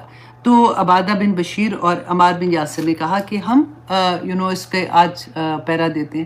تو پھر دونوں نے آپس میں بات کی کہ کون پہلے ٹائم دے گا، کون پچھلے ٹائم دے گا. تو عبادہ بن سامت انہوں نے کہا کہ اچھا میں پہلے ٹائم پہرا دے دیتا ہوں. عمار نے کہا کہ میں سو جاؤں گا، اتنی دیر میں فریش اٹھوں گا آدھی رات کو، تو پھر میں پہرا دے دوں گا، آپ ریسٹ کر لینا. تو عبادہ بن سامت نے کہا ٹھیک ہے. وہ جیسے وہ پہرا دینے کے لیے بیٹھے تو اتنی دیر میں ان کا دل ہوا کہ میں قرآن پاک کی تلاوت شروع کر دوں. تو انہوں نے سورہ کہف پڑھنا شروع کر دیا، اور 2 رکعت نماز سے اللہ سبحانہ تعالیٰ کے سامنے حاضر ہو گئے. اب دشمن پیچھے سے کہیں اس میں تھا کہ میں دیکھیں کہ کب یہ سو جائیں گے تو وہ پیچھے سے حملہ کریں گے. تو انہوں نے جب یہ دیکھا تو پیچھے سے اس نے تیر مارا جو عبادہ بن سامت کے جسم میں پیوست ہو گیا. اب یہ تلاوت کر رہے تھے اور اتنے مگن تھے کہ انہوں نے وہ تیر کھینچ کے نکالا. ہم تو یہ پڑھتے ہوئے ایسے لگتا ہے کوئی الف لیلا کی کہانی ہے، ایسے کیسے ہو سکتا ہے، ایسے ذہن میں آتا ہے. تو انہوں نے اپنا تیر کھینچ کے نکالا اور تلاوت اپنی جاری رکھی. اچھا، اتنی دیر میں اس نے پیچھے سے ایک اور تیر پھینکا جو سیکنڈ تیر بھی ان کو لگا. ایگزیکٹلی وہی کیا کہ تیر نکال کے پھینکا اور تلاوت کرنے لگے. تیسرا تیر جب لگا نا تو عبادہ بن سامت کہتے ہیں کہ ان کو یہ لگا کہ شاید میں زندہ نہ رہوں، تو میرے اوپر جو ذمہ داری ہے، رسول اللہ نے میرے اوپر جو ذمہ داری ڈالی تھی، تو اس لیے مجھے نماز توڑنی پڑی. نفلی نماز تھی حالانکہ. تو انہوں نے نماز توڑی اور حضرت یاسر جو تھے ان کو اٹھایا. وہ جب اٹھے تو وہ ڈر گئے دیکھ کے، انہوں نے کہا کہ تم نے مجھے پہلے کیوں نہیں اٹھایا؟ تو انہوں نے کہا کہ خدا کی قسم اگر مجھے یہ ڈر نہ ہوتا کہ میرے اوپر یہ ذمہ داری ہے مسلمانوں کی تو میں کبھی نماز نہ توڑتا، اور ایون تو میرے جسم کا ایک ایک حصہ بھی ختم ہو جاتا۔ اللہ اکبر! ایسے ایسے لوگ ہوتے تھے کہ قرآن سے محبت کیا آپ عالم دیکھیں۔ حضرت زید بن ثابت کاتب وحی، چھوٹے تھے بہت زیادہ، جنگ بدر میں جب رسول اللہ صلی اللہ علیہ وسلم صحابہ کو لے کے گئے نا تو یہ بھی آ گئے، آ کے انہوں نے کہا میں نے بھی جانا ہے۔ رسول اللہ نے کہا کہ نہیں ابھی تم بہت چھوٹے ہو، تھوڑے بڑے ہو جاؤ گے پھر لے جاؤں گا۔ انہوں نے بہت ضد کی، رسول اللہ نے کہا کہ نہیں ابھی تم بہت چھوٹے ہو، تم ابھی جنگ میں نہیں جا سکتے، تو پھر وہ واپس چلے گئے۔ کچھ ہی دیر کے بعد پھر ضد کی انہوں نے اپنی امی سے، اپنی ماں کو کہا کہ مجھے آپ لے کے جاؤ رسول اللہ صلی اللہ علیہ وسلم کے پاس۔ تو ان کی ماں جو ہے وہ رسول اللہ کے پاس آئیں اور آ کے کہا کہ یا رسول اللہ اس کو قرآن سے بہت محبت ہے، آپ دیکھیے اس نے 17 صورتیں ویسے یاد کر لی ہیں جیسے جبرائیل علیہ السلام نے آپ پر قرآن نازل کیا تھا۔ رسول اللہ صلی اللہ علیہ وسلم نے جب سنی تو اتنا خوش ہوئے ان کی آواز سن کے بھی، اور پھر انہوں نے رسول اللہ کو بتایا کہ یہ لکھنا بھی اب جانتے ہیں، انہوں نے وہ بھی عربی لینگویج جو ہے لکھنا بھی جانتے ہیں۔ تو رسول اللہ صلی اللہ علیہ وسلم نے ان کو کہا کہ تم میرے لیے عبرانی زبان سیکھو تاکہ میں یہودیوں پہ اعتبار نہیں کرتا، جب وہ پڑھتے ہیں کوئی مسئلہ ایسا ہوتا ہے۔ تو حضرت زید بن ثابت وہ تھے کہ جنہوں نے فوراً رسول اللہ صلی اللہ علیہ وسلم کے کہنے پر کچھ ہی دنوں میں عبرانی زبان پہ پورا عبور حاصل کر لیا، اور یہ کاتب وحی بھی تھے۔ اچھا، حضرت ابی بن قعب، اللہ اکبر، کہ رسول اللہ صلی اللہ علیہ وسلم نے کہا کہ ابی بن کعب کو کہ مجھے قرآن سناؤ، کیونکہ مجھے اللہ نے حکم دیا ہے کہ میں تمہارے سے قرآن سنوں۔ بہت خوبصورت آواز میں پڑھا کرتے تھے۔ تو ابی بن کعب نے کہا کہ کیا اللہ سبحانہ تعالیٰ نے میرا نام لیا ہے؟ رسول اللہ صلی اللہ علیہ وسلم نے فرمایا کہ ہاں، اللہ سبحانہ تعالیٰ نے تمہارا نام لیا ہے، تو روتے جائیں اور قرآن پڑھتے جائیں۔ قرآن پاک کی اتنی فضیلت، اللہ اکبر! اب دیکھیں وہی بات کہ جس رات کو نازل ہوا، صرف نازل ہوا اس رات کی اتنی فضیلت کہ اللہ سبحانہ تعالیٰ نے کہہ دیا کہ الف شہر، ہزاروں مہینوں سے بڑی رات ہے وہ۔ رسول اللہ صلی اللہ علیہ وسلم جو تمام نبیوں کے سردار، اور پھر آپ دیکھیے وہ فرشتہ جو لے کے نازل ہوا، جبرائیل علیہ السلام، فرشتوں کے سردار، اتنا پیارا کلام آج میرے اور آپ کے ہاتھ میں ہے۔ اب یہاں پہ ایک اور چیز آپ دیکھیے کہ قرآن نازل ہوا ایک دم سے، جب ہم نے انزلہ کا آپ کو بتایا نا میں نے کہ یک بارگی نازل ہونا، تو بیت العزہ میں جب وہ نازل ہوا تو کہاں پہ تھا؟ بیت المعمور میں تھا۔ بیت المعمور میں قرآن پاک آلریڈی پورے کا پورا لکھا ہوا۔ حیرت ہوتی ہے آپ کو اس بات کی کہ قرآن پاک میں کیا تھا؟ پرانے جو قصے تھے وہ ابھی قومیں تو آئی نہیں تھی، ان کے قصے لکھے ہوئے تھے نا اس میں۔ پھر رسول اللہ صلی اللہ علیہ وسلم، ابھی بدر نہیں ہوئی ہے، اس وقت کے واقعہ لکھے ہیں۔ ابھی وہ عورت جس نے رسول اللہ صلی اللہ علیہ وسلم کے ساتھ مسجد نبوی میں جھگڑا کری تھی نا اپنے ہسبینڈ کے بارے میں، تو اللہ سبحانہ تعالیٰ نے وہاں سے آیات نازل فرما دی۔ وہ نبینا صحابی جو چل کے آئے تھے اس کے بارے میں اللہ سبحانہ تعالیٰ نے قرآن میں نازل کر دی۔ یہ تو واقعات نہیں ہوئے تھے۔ حیرت ہوتی ہے نا جب ہم ڈیپتھ میں سوچتے ہیں چیزوں کو۔ تو قرآن پاک کب لکھا ہوا تھا؟ دیکھیں قلم کو کب کہا تھا اللہ سبحانہ تعالیٰ نے لکھے؟ جب یہ دنیا بننے سے، انسانوں کے پیدا ہونے سے 50,000 سال پہلے قلم کو کہا گیا تھا کہ لکھ۔ اس نے کہا میں کیا لکھوں؟ اللہ سبحانہ تعالیٰ نے فرمایا سب کی تقدیریں لکھ دے، اور اس کے بعد قلم توڑ دیے گئے، یہ کہ قلم خشک ہو گئے۔ حضرت علی کا قول آتا ہے، اور ہمارے پاس پھر کیا رہ جاتا ہے؟ صرف دعا کا ہتھیار ہے۔ دعا اسی لیے عبادت ہے، تقدیر کا لکھا ہوا ہو جاتا ہے، اس سے پہلے ہی دعائیں کر لیں۔ دیکھیے دعا جو ہوتی ہے نا وہ بالکل آپ میڈیسن کی طرح سمجھیں۔ کوئی دعا ایسی ہوتی ہے کہ میڈیسن کی بات کریں، کوئی ایسی دعائی ہوتی ہے کہ ہمیں زندگی میں ایک ہی دفعہ فار ایگزامپل لینی ہے، کوئی ایسی ہوتی ہے کہ ہمیں سال میں ایک دفعہ لینی ہے، کچھ ایسی ہوتی ہے جیسے ہمیں کوئی ایسا انفیکشن ہو جاتی ہے تو پھر وہ کہتے ہیں کہ 3 گولیاں ایوری ڈے ایک ایک کھا لو، کوئی ایسی ہوتی ہے کہ کہتے ہیں صبح بھی کھانی ہے رات کو بھی کھانی ہے، ڈفرینٹ ہوتی ہے نا۔ اب دیکھیں بعض دعائیں ایسی ہوتی ہیں جن کا اثر وہ سرٹن لیول تک ہوتا ہے، صبح شام کی دعائیں۔ کیوں رسول اللہ نے کہا کہ صبح پڑھو پھر رات کو پڑھو؟ صبح جب پڑھو گے تو فجر سے لے کے مغرب تک اللہ کی پروٹیکشن میں ہو، مغرب میں پڑھو گے تو پھر صبح فجر تک اللہ سبحانہ تعالیٰ کی پروٹیکشن میں آ جاؤ گے۔ اور پھر اس کے علاوہ جو باقی کی دعائیں ہیں ہم پڑھتے ہیں نا قرآن پاک میں کہ قرآن پاک جو ہے وہ شفا ہے، لما فی الصدور، جو دلوں میں ہے اس کے لیے شفا ہے. اور پھر قرآن پاک تسکین ہے کہ الا بذکر اللہ تطمئن القلوب. قرآن پاک آیت الکرسی ایک دفعہ پڑھتے ہیں، رات کو پڑھو تو اللہ سبحانہ تعالیٰ کی حفاظت میں، گھر سے نکلو تو اللہ سبحانہ تعالیٰ کی حفاظت میں. اللہ سبحانہ تعالیٰ نے دنیا میں ہمیں یوں ہی نہیں بھیج دیا. وہ اتنی محبت، اللہ سبحانہ تعالیٰ کا اتنا کرم کہ ایک ایک جگہ پر ہماری رہنمائی ہے. ایک ایک قرآن پاک کھول کے جب ہماری زندگی میں قرآن کھلتا ہے تو کیوں رونا آتا ہے، کیوں بندہ پریشان ہو جاتا ہے کہ یہ چیز مجھے پہلے کیوں نہیں پتا تھی. کیونکہ ایک ایک آیا آپ کو گائیڈ کرتی ہے کہ اس دنیا میں کیسے رہنا ہے، اس دنیا میں سکون کے ساتھ کیسے رہنا ہے. رہنا تو سب نے ہے نا، جو آیا ہے جب تک اس کی موت نہیں آتی اس نے رہنا ہی رہنا ہے.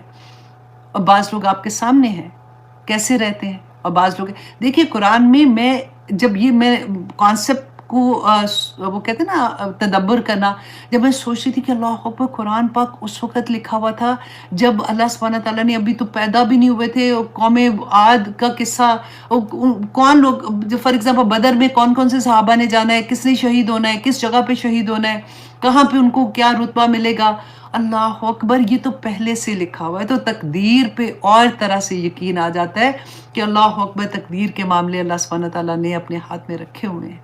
اور ہمارے ہاتھ میں پھر دعا دے دی کہ مانگو اللہ سبحانہ تعالیٰ سے. اور پھر میں آپ کو یہ بھی یاد کروا دوں کہ وہ لوگ جو بتوں کے آگے بیٹھتے ہیں، دعائیں ان کی بھی ہو جاتی ہیں ہمارے ذہن میں. لفظ پہ نہیں جانا، میں سمجھانے کی کوشش کر رہی ہوں. وہ بھی پوری ہو رہی ہیں. جو دھاگے باندھتے ہیں وہ بھی پورے ہو رہے ہیں. جو مسجدوں میں بیٹھے ہیں ان کی بھی پوری ہو رہی ہیں. ہر جگہ پہ جو اپنے گھروں میں بیٹھ کے رو رہے ہیں، مانگ رہے ہیں، ان کی بھی پوری ہو رہی ہیں. اور ان سب کی کچھ نہیں بھی پوری ہو رہی ہیں. تو دعا ایک عبادت ہے. اللہ سبحانہ تعالیٰ یہاں پہ تقدیر کو آپ سمجھیں گے نا تو آپ کو دعا کی اہمیت کا احساس ہوگا کہ جو ہونا ہے، وہ جو وہاں مانگ رہے تھے نا، ان کی بھی اگر وہ نہ بھی مانگتے تب بھی وہ چیز ہو جانی تھی. اور اگر وہ مانگتے رہتے تب بھی اگر نہیں پوری ہونی تھی تو نہیں ہونی تھی. یہ ہوتا ہے. یہ جب ہمیں سمجھ آتی ہے نا تو تب احساس ہوتا ہے کہ دعا کرنے میں ایسا نہیں ہے کہ آپ کی ساری دعائیں پوری ہو جائیں گی. یہ تو اللہ سبحانہ تعالیٰ کا اتنا بڑا کرم ہے کہ مانگو، کیونکہ جب تم اللہ سے مانگتے ہو یہی امتحان پڑتا ہے. جب آپ مشکل میں ہوتے ہیں تو آپ کس کے آگے جھکتے ہیں. پھر آپ کو اگر کوئی کہتا ہے، دیکھیں غم میں، مشکل میں سب سے زیادہ مشکل اس وقت آ جاتی ہے جب کوئی اپنے لو ون کو ڈاکٹرز جواب دے دیتے ہیں تو کوئی نہ کوئی ہمیں کہتا ہے کہ فلاں جگہ پہ جاؤ گے تو وہ اس نے فلاں کو ٹھیک کر دیا. تو بغیر سوچے سمجھے کئی دفعہ بندہ وہ حرکت کر جاتا ہے کہ ایمان بھی چلا جاتا ہے بندے کا. واضح طور پہ اللہ نے بتا دیا کہ تقدیر میں جو لکھا ہے نا، بیماری بھی تقدیر سے آتی ہے، تکلیفیں بھی تقدیر سے آتی ہیں. اللہ سبحانہ تعالیٰ کوئی سبق سکھا رہے ہوتے ہیں. یہ اللہ سبحانہ تعالیٰ کی طرف سے بھی نعمت ہوتی ہے. اللہ سبحانہ تعالیٰ نے اگر مسلمان کو جو اتنا اجر ملتا ہے وہ اس لیے احد میں پڑھا تھا نا، قرآن پاک میں احد کی جنگ میں آیا تھا جب مسلمان سیڈ تھے، غمگین تھے، تو اللہ سبحانہ تعالیٰ نے کہا کہ وہ جو پچھلے سال تم نے ان کے 70 مار دیے تھے تو وہ تو اللہ پہ یقین بھی نہیں اس طرح سے کرتے، تو وہ بھی آگے تھے تم سے لڑنے کے لیے. تم تو اللہ سبحانہ تعالیٰ پہ یقین کرتے ہو، آج تمہیں نقصان پہنچا ہے تو تم کیوں پریشان ہو. تو اس بات کو سمجھنے کی ضرورت ہے کہ جس وقت اللہ سبحانہ تعالیٰ نے ہمیں یہ دعا کا ہتھیار دیا ہے تو ضروری نہیں ہے کہ وہ دعا قبول ہو. اللہ سبحانہ تعالیٰ کوئی نہ کوئی مصلحت ہوتی ہے مسلمانوں کے پاس. یہ بہت بڑی اللہ سبحانہ تعالیٰ کی طرف سے رحمت ہے کہ ہم جب اللہ کے سامنے حاضر ہوتے ہیں تو ہم بیسیکلی کیا کہتے ہیں، لا الہ الا اللہ. ہم اس پہ مہر لگاتے ہیں کہ میں صرف اپنے رب کے سامنے حاضر ہوں. دعا اس لیے بھی اتنی بڑی عبادت ہے. اور پھر اللہ سبحانہ تعالیٰ قبول کر لیں تو پھر اس کے بعد تو کوئی بات ہی نہیں رہ جاتی. اللہ کرتے ہیں قبول. ہم نے پڑھا نا کہ جو دنیا میں قبول نہیں ہوتی تو آخرت میں ہم دیکھ کے کہیں گے کہ یا اللہ ہمیں دنیا میں کوئی دعا ہی نہ قبول ہوتی، اتنا اجر ملے گا. یہ باقیوں کو تو نہیں ملے گا نا، جو اس بات کو اس طرح سے نہیں لیتے ہیں، جو اللہ پہ یقین نہیں رکھتے، جو دعا پہ اس طرح سے یقین نہیں رکھتے. تو اللہ سبحانہ تعالیٰ ہمیں قرآن کا اصل، ہمیں دین کی اصل سمجھنے کی توفیق عطا کرے. اس لیے میں آپ سے دعا کہتی ہوں کہ مانگا کرے اللہ سے کہ یا اللہ اللہم آرنی حقا حقا وارزقنا اتباعہ و آرنا باطلا باطلا وارزقنا اجتنابہ، کہ یا اللہ مجھ پہ حق کھول دے اور جب حق کھلتا ہے نا، اتنا سکون، اتنا پیار آتا ہے جس کی کوئی حد نہیں کہ یا پاک پروردگار میں نے تو اس اینگل، وہ کہتے ہیں نا جیسے پیاز کو کاٹتے جاؤ، چھیلتے جاؤ، ایک سے پتر کیا کہتے ہیں اس کو اٹھتے جاتے ہیں، اس طرح سے جب اللہ سبحانہ تعالیٰ قرآن کو عطا کرتے ہیں نا، تو یوں انسان کی زندگی میں قرآن کھولنا شروع ہو جاتا ہے۔ دنیا کی زندگی کچھ بھی نہیں ہے، 60 70 80 کتنے سال جینا ہے، چلے جانا یہاں سے، رائٹ؟ اس دنیا کا ہر معاملہ جو ہے نا، اللہ سبحانہ تعالیٰ نے اپنے ہاتھ میں رکھا ہے۔ اللہ سبحانہ تعالیٰ نے قرآن پاک میں بھی، ہم نے پہلے بھی پڑھا، پچھلی سورہ میں شاید پڑھا تھا یا اس سے پچھلی میں تھا، کہ کیا تم بھول گئے ہو کہ اللہ سبحانہ تعالیٰ is watching you all the time? تم اتنے قیمتی کہ وہ رب سارا وقت تمہیں دیکھ رہا ہے، تمہارے اعمال دیکھ رہا ہے، تمہارے اوپر فرشتے نازل ہوتے جا رہے ہیں، ادھر بھی کرامن کاتبین بیٹھے ہوئے ہیں، پورا جسم اللہ سبحانہ تعالیٰ کی وحدانیت کی تعریف کر رہا ہے کہ اللہ سبحانہ تعالیٰ کون ہے، کتنے کرم، کتنے رحم، کتنے فضل کیے ہوئے ہیں۔ اللہ سبحانہ تعالیٰ ہمیں اپنی پہچان عطا کر دے، آمین ثم آمین۔ بہت پیاری سورہ تھی قرآن پاک کے بارے میں نے سوچا کہ چھوٹی سورہ ہے تو ہم اس کے بارے میں بھی تھوڑی ڈیٹیل میں بات کر لیں۔ ونس اگین 12 بج کے ہیں، الحمدللہ ثم الحمدللہ، ہماری سورۃ القدر بھی پوری ہوئی، بہت پیاری سورہ تھی۔ اب انشاءاللہ رمضان میں آپ بہت انجوائے کریں گے اس کو۔ اچھا جی، ونس اگین میں آپ لوگوں کو یاد کروا دوں کہ کلاس کے بعد آپ لوگوں کے ساتھ لنک شیئر ہوگا جس میں قرآن پاک کو تجوید کے ساتھ پڑھنے کو سکھایا جائے گا۔ 1.5 سال کا کورس ہے اور بہت آرام سے انشاءاللہ اللہ سبحانہ تعالیٰ سے مدد مانگتے ہوئے آپ لوگ آسانی سے کر لیں گے، گھر بیٹھے ہوئے، آپ کو کہیں جانے کی بھی ضرورت نہیں ہوگی۔ اتنی آسانیاں اللہ سبحانہ تعالیٰ نے عطا کر دی ہیں کہ آپ لوگ جب یاد کریں گے، اٹکیں گے، بار بار پڑھیں گے، آپ سوچیں کہ بار بار پڑھیں گے، ایک ایک حرف پہ تو کتنی نیکیاں ویسے ہی مل جانی ہیں، اور بار بار پڑھیں گے، اٹکیں گے تو پھر ڈبل نیکیاں 10 کے بجائے 20 مل رہی ہوں گی۔ تو اس لیے ایسے موقع کو ضائع مت کیجیے گا۔ ونس اگین میں آپ کو یہ بتا دوں کہ میں نے تھوڑا سا ہدیہ رکھا ہے اس میں، کیونکہ جو ٹیچرز ہیں ان کو اپنا نیٹ کا جو پیکج بائی کرنا ہوتا ہے، میں نہیں یہ چاہتی کہ وہ اپنے ان پہ اتنا میں بوجھ ڈال دوں، تو آپ میں سے پھر بھی میں یہ ریکویسٹ کروں گی کہ وہ اسٹوڈنٹ جو صدقہ جاریہ کے لیے پے کر سکتے ہیں، کسی اور اسٹوڈنٹ کی فیس بھی، کیونکہ بہت سے اسٹوڈنٹ ایسے ہوتے ہیں جو اپنی فی پے نہیں کر سکتے، تو اللہ سبحانہ تعالیٰ ان کے لیے بھی آسانیاں کرے۔ آپ لوگوں کے لیے جو ٹیچرز سلیکٹ ہوئے ہیں، واللہ اتنی محنت کے ساتھ، صدف کو میں شاباش دیتی ہوں کہ اس کی پوری ٹیم فاطمہ کے ساتھ اور عائشہ بیگ کے ساتھ مل کے جتنی لوگوں نے محنت کی اور ان کی پوری ٹیم نے محنت کی ہے، کہ ایک ایک ٹیچر کا اتنی دفعہ انٹرویو کرنا، ان کے بار بار ان کو سننا کہ مطلب کس لیول پہ کوئی غلطی تو نہیں، کیونکہ وہ ٹیچرز ہیں، انہوں نے آگے سکھانا ہے۔ تو آپ لوگ ریئلی آپ لوگ اپریشیٹ کریں گے اور آپ لوگ انجوائے کریں گے کہ آپ کی ٹیچرز کی تجوید الحمدللہ کتنی خوبصورت ہے۔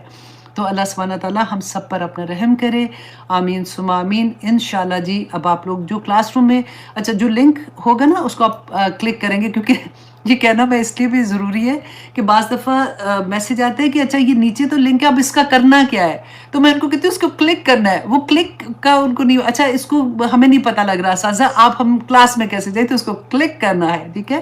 تو انشاءاللہ آپ کلاس روم میں چلے جائیں گے، کلاس میں آپ کو وہاں پہ ٹیچرز ہیں جو آپ کو گائیڈ کریں گے، اور آپ کو وہاں سے آپ کے سب گروپ میں جو آپ کا ایکچولی گروپ ہوگا وہاں پہ آپ کو ٹرانسفر کیا جائے گا۔